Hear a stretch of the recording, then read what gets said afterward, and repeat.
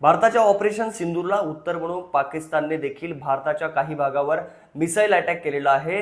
भारताच्या गुजरात, राजस्थान, जम्मू काश्मीर, पठाणकोट या परिसरामध्ये पाकिस्तानच्या लष्कराकडून कारवाई करण्यात आलेली आहे। विशेष बाब म्हणजे लष्करी तळावर हा पाकिस्तानकडून हमला करण्यात आलेला आहे। शिवाय एअरबेसवर किंवा विमानतळावर भारताचा हा हमला करण्यात आल्यामुळे ही युद्धकृती समजली जाणार आहे आणि एक प्रकारे पाकिस्तानने ही युद्धाची घोषणा न करता हे युद्ध सुरू केलं ही अशी कृती लष्कराच्या आणि युद्धाच्या भाषामध्ये आपल्याला म्हणता येईल।